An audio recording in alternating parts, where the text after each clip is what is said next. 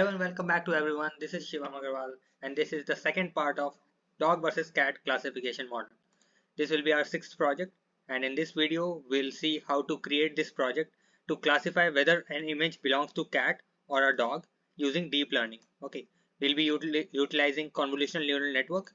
Okay, so let us start with the video.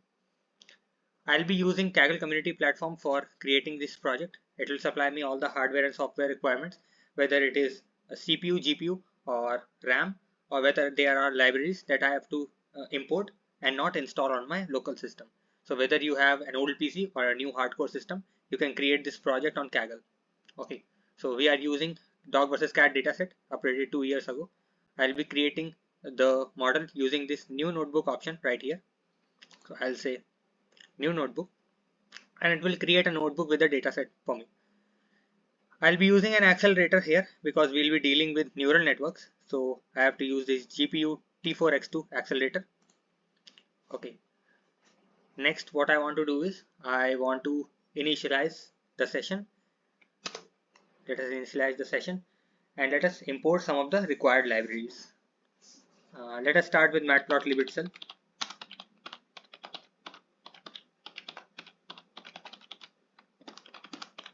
I'm importing it as PLT. Next, I want Cbond, so I'll say as SNS. So I have these two things. What I want next is the neural networks. Okay, so it has imported all the files for me. So I'm going to just scroll down so that you don't miss anything. Next, I want to import some neural network libraries. So I'll import Keras first.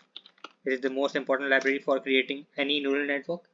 Then from models, I have to import sequential model. Okay. Creating any neural network requires sequential model first, then only we can add the layers to the model. Okay. So from keras.models, I will say import sequential. Okay.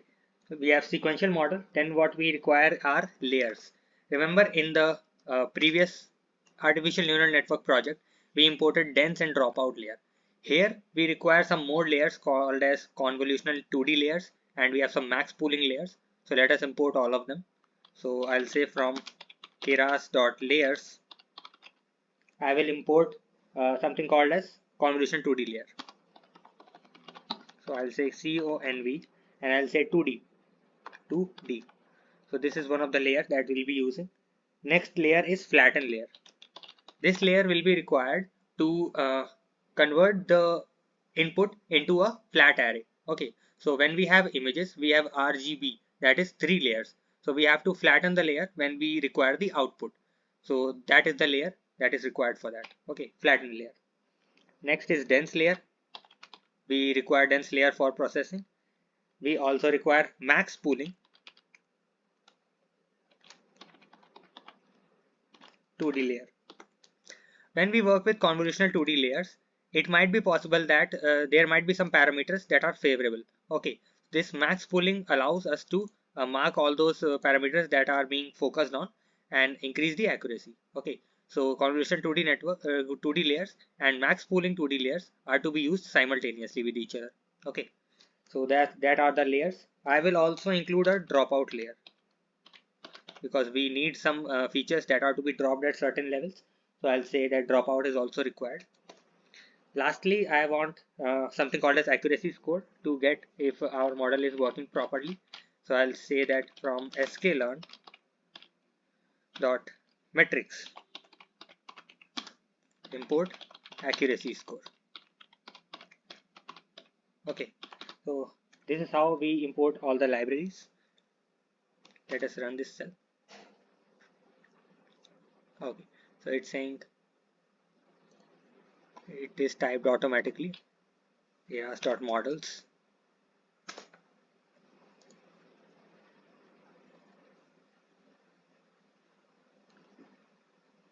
Import keras.model. Oh, sorry. It is from keras.models.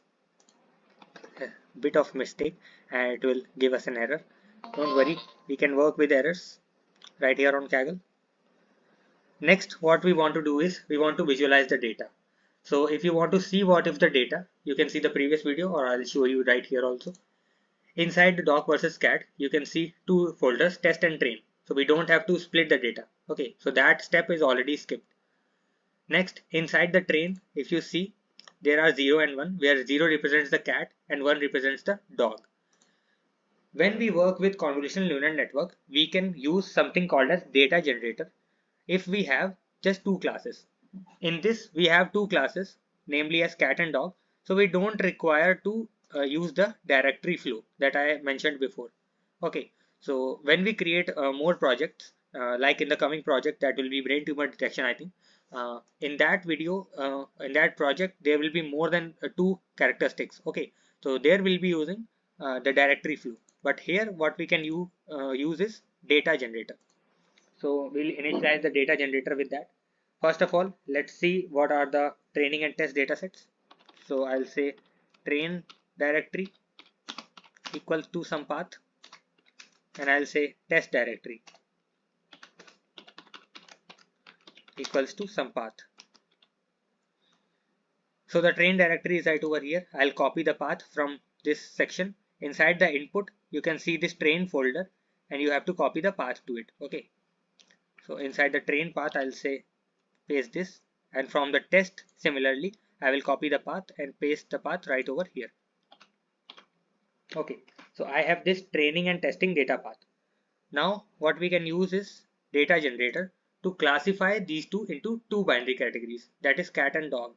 So what I will say is I will have to import a module from keras.preprocessing. I will have to import something called as image data generator. Okay, import image data generator. So this is the library with I capital, D capital and G capital. So we have to import this image data generator. I will say that train data or train generator. Train data generator will be something. I will just initialize it, initializing this function, and I'll say that I have to scale these values. Okay, what do I mean by scaling? So whenever you see an image, it is basically bit by bit pixels. Okay, so there are pixels on the image. So these pixels can range from a value from 0 to 255. There are total 256 values that can be possible from 0 to 255 for each pixel. So when dealing with images, we have to rescale those values into a value of 0 to 1. So I have to supply a parameter called as rescale, and I'll say that rescale into 1 divided by 255. Because the Python division function will convert it into an integer either 0 or 1, I will have to use this dot operator after 1. So it will use a floating point value. This dot will allow us to use a floating point value. Okay, that is how we'll do it. Next, for test also, I will say test data gen equals same thing, and we have to rescale it. Okay, so I'll say rescale equals 1 dot divided by 255. Okay, so this is how we'll rescale the values. Next, what we want to do is we want to just flow them from the directory. So inside this directory train and test, we have the images, and what we want is we want all those images inside our variables so that we can use the training and testing points. Okay, so for that I will say train underscore generator. Finally, our generator will be our training data that will be supplied by train data gen. That is our previous variable train data gen, and inside this I will use a function called as flow from directory. Okay, so this is a function called as flow from directory, which will flow the images from directory to this variable. Okay, we have to supply what is the directory we have here over train dir. This is the directory of training images, so I have to supply this parameter to it. Nextly, what we want is target size. What is the target size of the images? So all the images might be of different sizes. We have to scale all the images to the same size. So I'll say that yeah, the images size I am expecting would be 224 by 224. This is the pixel size. Okay, 224 by 224 is the size that I am expecting. Next is the batch size. You already know what a batch size is.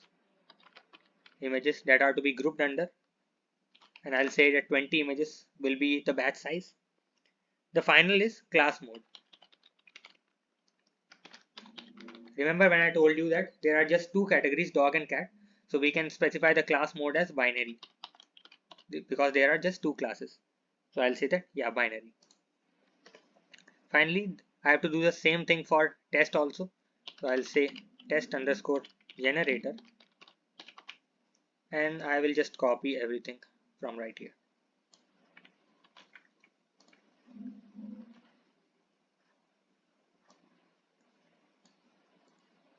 I'll say equals to test data gen, and the variable that we are using over here is test directory. The target size should be the same for training and testing. Batch size can be different, but I'll keep it the same. Let us try to execute this cell and see what happens. Right. So we have image data generator and we have this thing executing this cell. It says it doesn't have okay, so inside pre-processing it is present inside image folder. Forgot a little bit. Inside this images it has image data generator because this is not just a data generator, this is image data generator. So we'll say image data generator, and train dir is not defined. However, we have defined it over here. I think I have not executed it. Okay, so yeah, it's done. So we can see there are 500 images in the training and 50 images in the test dataset. Okay, so this is not a very large dataset, but it is fine for our model. So I'll say that yeah, there are 500 images required for training, and for validation we can use 50 images to check whether our model is working properly or not. Nextly, what we want to do is create the neural network. So I'll mark it down, neural network. However, this is a convolutional neural network, so I'll say convolutional neural network. You can use these markdown cells for creating headings. From now on, we'll be creating the neural network. You know how to create a neural network? Just initialize the sequential model first. Okay, so we have our sequential model. You can ignore all the warnings that will be coming because we haven't supplied any parameter to it. Now we'll create our network. So we have to add some layers. Now these layers can be added in different fashion also. It's not required to add all those layers in the way I am adding, but I have found I have created this algorithm on my own inspired from VGG16 model, and it is running very fast according to the data size. Okay, so I'll just say model.add first layer, and the first layer will be convolutional 2D layer, con 2D layer. We have to determine what kind of layer it will be. It will be having 32 as our inputs. Okay, next the size would be 3 cross 3. Okay,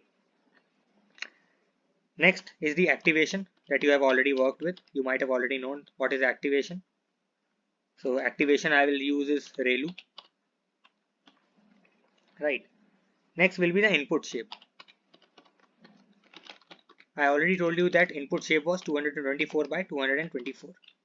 So we are expecting images of this size only, and as this image is of RGB type, we have to specify another dimension over here, that is 3. 3 dimensions are for red, blue and green. Okay, so 224 by 224, and there will be 3 attributes R, G and B. So this is how you will create the first layer. The second layer you can add is max pooling layer.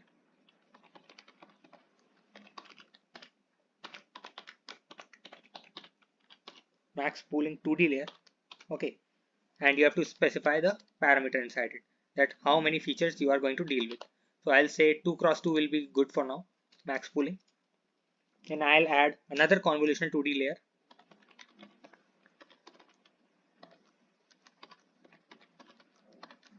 con 2D layer and specify the parameters related to it. This time I want 64 parameters to be dealing with. Okay, you must increase this number one by one from output to input layers. Okay, from input to output layers. So 64 parameters, and then we'll deal with 3 cross 3. Finally, we'll have activation as maybe ReLU. Yeah, I'll be using ReLU. There's no need for input shape now onwards, so I can just drop it out there. Another max pooling layer, I think I'll just copy it. So in artificial neural networks, you can add just 2-3 layers and it will work properly. But in images, we have to add a lot of convolutional 2D layers for our model to work properly. Okay, so I'll be adding multiple convo 2D layers now onwards.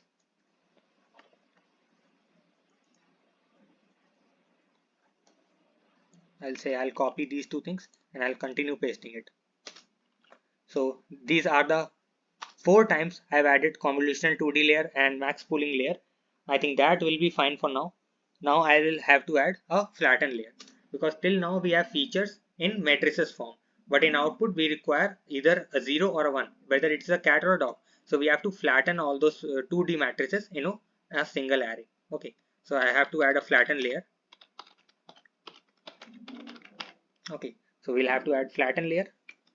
No need to pass any parameter. It will automatically flatten all the layers. Okay. Lastly, we have to add a dense layer for processing. Dense layer is for processing, you already know. We have to specify that how many parameters we have to work with. I'll say 512 will be good. Yeah. Or I have to increase these parameters also. So I'll say 128 for now. And in this layer, I'll say 128 again. And finally, in the dense layer, we have 512 parameters to deal with. Okay. So lastly, I'll say activation function. Activation in this will also be ReLU in my case.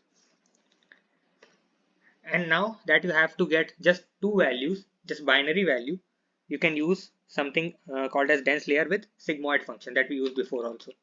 Right. Model.add a dense layer with just one output expected, and the activation that you are going to use is sigmoid.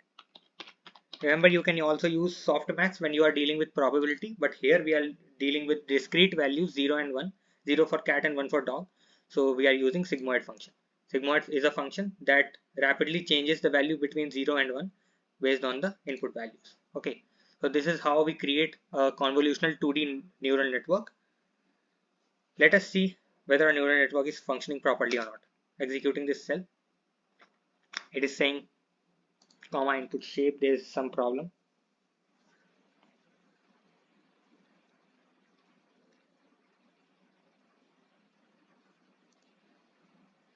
Okay, so it is already closed over here, but I have to close it at the end, so that might be the problem. So we have a convolutional 2D layer, and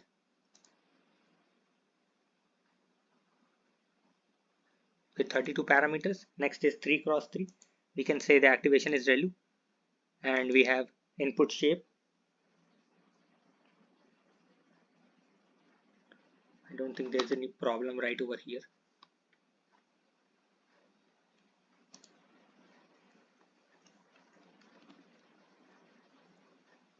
Oh, there's an equal to sign missing. So we have this as a parameter, so there has to be an equal to sign. Next, we want to see if our model is working properly. We have to see the summary of this model. This summary will tell us how many parameters we are going to deal with through the images. Let us try to execute it. You can see the complete summary over here. Okay. You can see over here there are more than 9 million parameters that we are going to deal with. Okay. That is a lot of things. 9 million parameters training will make the accuracy fine for us. Okay. Next, we want to train our model. Okay. So for training, we'll require something called as optimizers. The optimizers have to be imported. So I'll say from TensorFlow.keras import optimizers. Okay, so we have to import the optimizers, and I'll say model.compile, because as in the last also, we have to compile all of this network as a whole so that these layers get connected to each other. Okay, so we have to call something called as compile. So we have to compile the model. The loss specified has to be binary cross entropy because we are dealing with just two values. So it is binary cross entropy. Next, what we have is something called as optimizer. Remember, we can use Adam or Adamax kind of optimizers, but for now I will show you how to use the best optimizer possible. We have imported the optimizers already from Keras. So what we can say is optimizers dot rmsprop. This will include the best optimizer possible for us. Okay, so I'll say learning. We have to specify the learning rate. Okay, so let us say that learning rate has to be very small, so like 0.0001. So I'll say in a notation of exponent 1e minus 3. So what this 1e minus 3 denote is 1 into 10 raised to minus 3. So that will be 0.001. You can write 0.001 also, but I'll write it in exponential form. Okay. Nextly, I have to specify another parameter. It will be the metrics that we are most concerned with. What we are most concerned with? Accuracy. Okay, for now we are concerned with the accuracy to improve.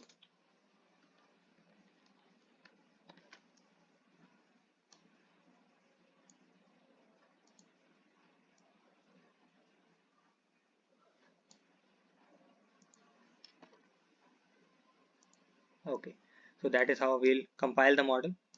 Now that we have compiled the model, let us try to execute this cell. Yeah, it is done. Nextly, we want to fit our model. So I'll say history. History is just the variable that we'll be using. I'll say model.fit underscore generator. Fit generator is used to train our model. Okay, in case of convolutional 2D neural network, fit generator is used to train our model. Okay, so inside this I will supply the training images. Remember, where are our training images kept? So if you see over here, inside train generator we have the training images. Okay, so I'll say train generator. Nextly, I will say that how many steps we have to perform. For each convolutional 2D layer, we have to specify how many times the images will be passed through it. So I'll say steps per epoch will be, it is a formula that you get the samples and you divide it by the total baselines. Okay, so that is how you do it. So I'll say train underscore generator dot samples. This will include how many images are present inside the train generator, that is our training data set, and we divide it numerically to getting an integer divided by batch size. Okay, so we'll be dividing it by batch size. Next, what we want is epochs. How many epochs will be there? So I say that, yeah, for this I'll say just 10 epochs because we are dealing with images. Increasing the number of epochs will increase the time of processing this. So I'll say just 10 epochs. Then I'll say validation data. What is the validation data? The same as test generator. So we'll be validating against test generator our accuracy. And what are the validation steps? Similar as test generator samples divided by batch size.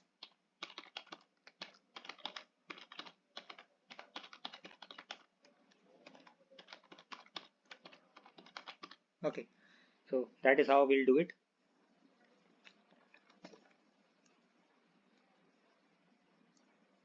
It is saying batch size is not defined.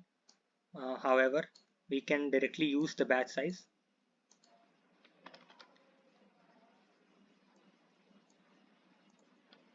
Batch size was 20. So let us replace this by 20. So our batch size was 20, that we already know. We can see over here what was our batch size. Yeah, it was 20. So we can just divide it by 20 itself. It is starting to execute each epoch. It will take some time.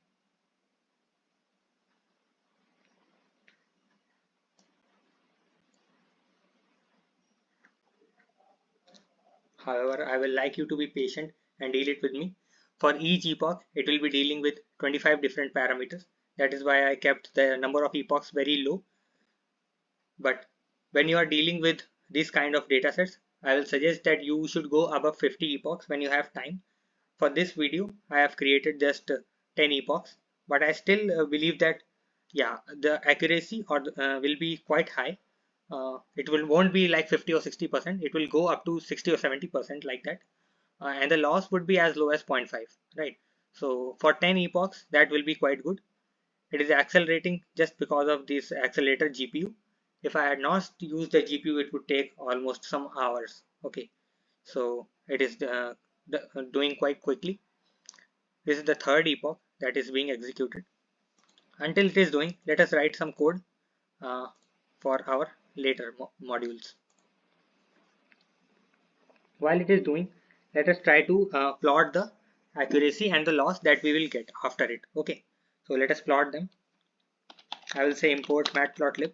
I haven't imported it yet, I think, or I think I have imported it. Yeah, so matplotlib already imported. I'll say that ACC will be my variable, just dot history. So history was our variable that I created over there. Okay, and the second history is the function that I will calling. Inside this, I have to specify that yeah, I am dealing with accuracy right now. So history of accuracy will give me the net accuracy required. Then I will require validation accuracy. So I'll say history.history again.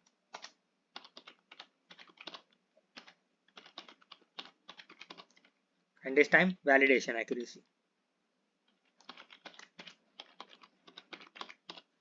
Okay, that is how we'll get it. Next, what we want is we want losses. Both kind of losses we want. So I'll say loss and validation loss. Inside is also we have loss and validation loss. So we want to plot both of them to see how our accuracy and loss is working. For 10 epochs, I don't expect this to work in a nice way, but still it should give me training accuracy and training loss as good measures. Okay, let us try to plot them. I will say that epochs will be ranging from 1 comma length of accuracy, that whatever this accuracy was. Okay, number of times this will be executing. Next, we want to plot it. So I'll say plt.plot epochs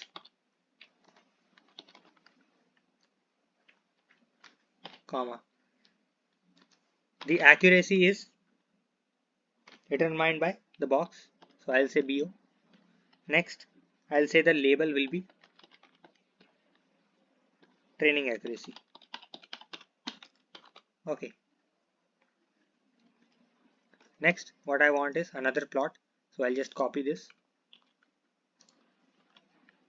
I'll say B, and this will be the validation accuracy. Right. The title of this plot is not required right here, but I'll say that yeah, I required a legend. Okay. So this will be for the accuracy. Similarly, I want the same for losses. So I'll say loss and loss.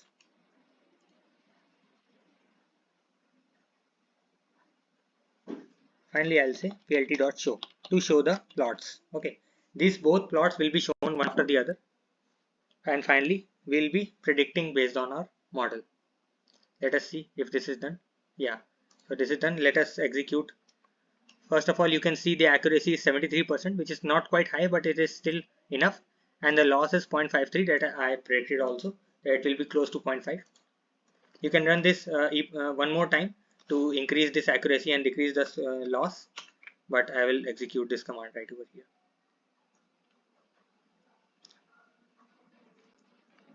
It's giving me a little error that okay, oh, sorry, this is not equal to accuracy is a parameter that we have over here. Nextly, we have to supply this BO, and similarly in the validation also, this is not equal to, this is comma.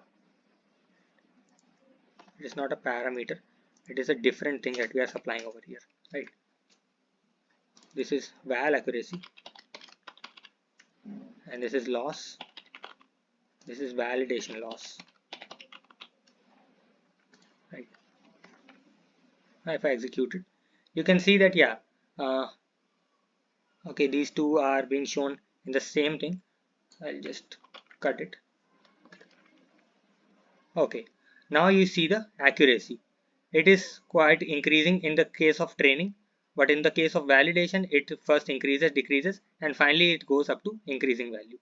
You cannot see a complete increasing line over here because we have run just 10 epochs. But if you run it for multiple epochs, for like 50 or 100 epochs, you will see a continuous increase in line like this. Okay. Next, we can also plot the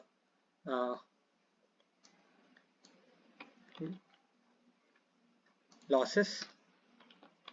I will say loss and we'll plot it. So you have seen that first point is over here and it is decreased, and in the case of validation loss also it is also decreasing. However, I have not scaled it, so you are not seeing the properly scaled values. In the step you can see over here the loss was 3.56, then it came to 7.3, then it came to 7, then 6.9, and then reduced to 5.3. So loss was decreasing also. Okay, you might not visualize it because the outlier is there, that is 3.5 to just 0.5. That is why it's showing like that. But overall the loss is also decreasing. That is how we'll work with the images. So our model is ready. We can save the model using model.save. If you want to say that yeah, you want to save this model, you can say that your path is cat versus dog dot h5. Write that. Like that you can save the model. Okay, I would not like to save this model right here. If you want, you can do this also to save this model. What we'll do next is we'll try to predict whether our model was working well or not. We'll try to predict some of the images whether they are cat or dog. Okay, so for that we will have to import something called as image. We'll have to go to TensorFlow dot keras. You can directly import it from keras also, but I'll use the TensorFlow. Then you will use pre-processing. I have to import image. This is the same module image that we were using for data generator. Okay, so now we have to import the complete image module for analyzation of images. Next, I want to create an image variable. Using this image module, I will say load image. Like we load the model, we can load an image. Okay, so we have to supply the path over here. I will create a path variable and I'll supply the path over here. Okay, next I want to say that and I have to specify the target also. I forgot, I have to specify the target also. The target size of the images should be 224 by 224. Okay, that is how we will do it. Nextly, what we want to show is, let's show the image, what the image is, because we have to visualize first what is it. So I'll say plt.imshow. So imshow is a function of a matplotlib that will show an image, taking image as an argument and then the interpolation. Let us keep the interpolation as nearest. Okay, so we'll say that plt.show. It will show us the image, whatever image that we'll supply in the path. Nextly, we want to predict the image. First, let us see whether it is doing or not. Inside testing, I want to see this image, so I'll copy the path over here and paste it. Let us try to execute this cell. Load image is not working. So it is load img.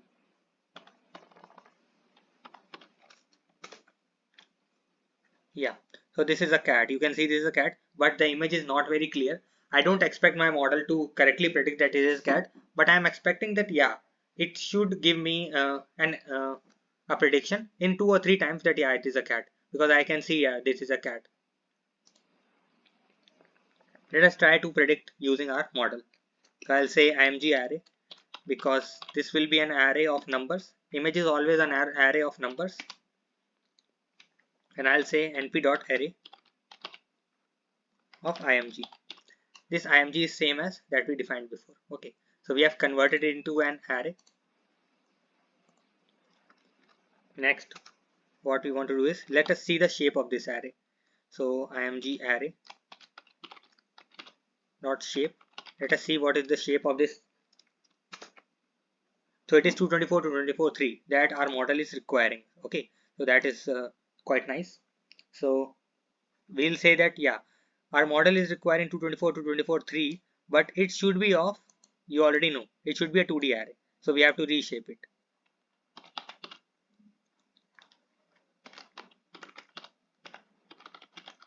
So we'll reshape this array into size of 1, 224, 224, 3. So it will create the first column and it will reshape the array. Okay, so there will be no change in the image, but it will change the dimensions. Okay, so it is already done. Let us scroll down, and yeah, now we can predict it. So I'll say that a equals the model.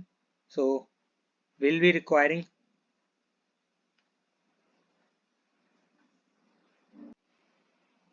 values that we are going to write over here. So let us try with that. So I'll say a equals model dot predict, because we have to predict whether the image array that we are using is of a cat or dog according to our model. We can know that it is a cat, but we'll see whether it is cat or dog according to our model. So I'll say model dot predict, and I have to supply an array that we are dealing with called as img underscore array. Let me see if I am reshaping it right or not. Yeah, so I am storing it in img array. It is called img array dot reshape. Okay, next I can use it right here. Let us see if it is giving me a 0 or a 1.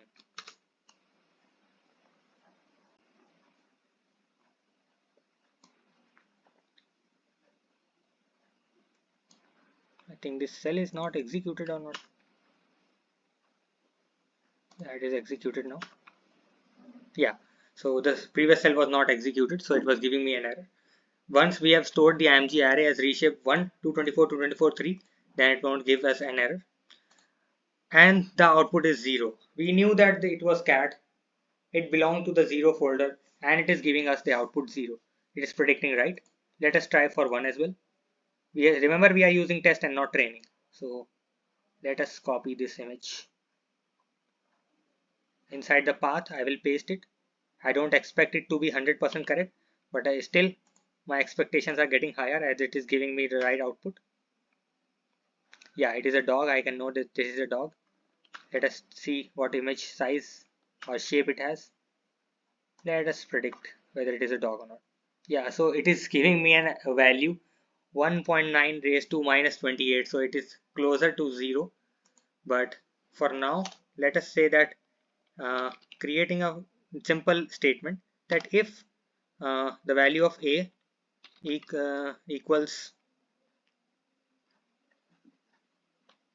or let me say is, if it's less than 0.5,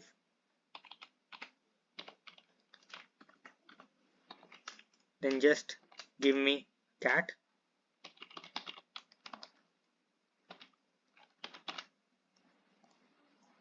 or I'll say just 0. Yeah, if it is 0, then give me the cat, or else give me the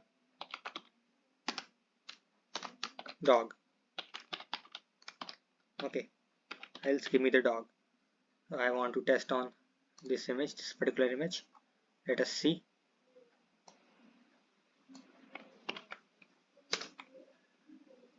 Yeah, this is a dog. You can see it is shaping. We have to reshape it, and let us see what it gives us. It's giving, oh, there's equal to missing over here. It is giving me the dog. So yeah, our model is working quite nicely. It is giving me the dog for this dog image. If you want to try for more images inside the training also, you can do this. For example, in the cat, I must say for this image, uh, if we try whether it is a cat or dog, we know that this is a cat. This is a very cute cat. Let us see the image, scale it, and it's giving me the cat. So the model still has very less number of images. Still it is working quite nice for us because it is classifying that whether it is a cat or not based on its training. Okay, so you can also create a UI to it like you did in the last project using Streamlit. But however, this is quite nice project, and this is quite a big project for your semester projects or your final year projects. You can use this cat versus dog classification because you have been working on convolutional neural networks. Many of the students fear convolutional neural networks in a way that they are quite difficult to understand. But when you learn how to create a convolutional 2D network and learn how these parameters belong and how these parameters are used to create a better model. Okay, so when you analyze all of these things and when you stop fearing these little mistakes or little warnings, then you can always use these models in your projects. Okay, so that is it for this cat versus dog classification. I will name this as cat and dog, and I will supply the link to this code in the description box along with the dataset. You can view to it. However, I will suggest that you create this project on your own viewing this video. And if you are stuck at any point, you can always look up to it right here. Okay, so that is it for this project. Meet you in the next video with another interesting project. Till then, thank you.